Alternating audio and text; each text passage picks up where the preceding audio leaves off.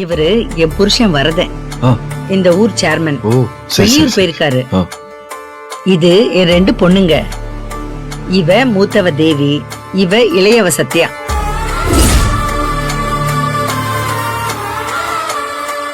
இவங்க 2 பேர் கூட வெளியூருக்கு தான் போயிருக்காங்க.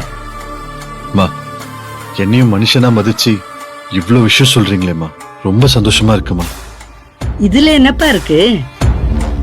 நான் என்ன இந்த நாட்டோட ராணுவ ரகசியத்தையா சொன்னேன்? என்னப்பா நீ? நீ கொட்டுற ஒவ்வொரு விஷயமும் எனக்கு ராணுவ ரகசியம் மாதிரி தாண்டி.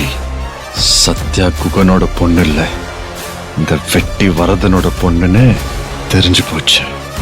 என் மாமன் நலனுக்கும் இவங்களுக்கும் என்ன சம்பந்தம்?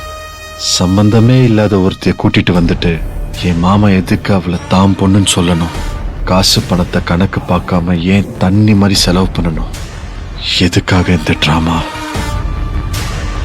ஒன்னும் புரியலையே. கண்டுபிடிக்கிறேன்.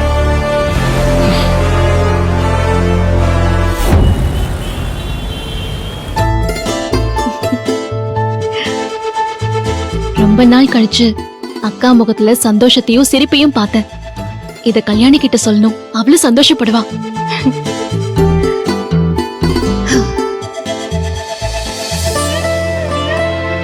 The mobile number you have dialed is currently not reachable.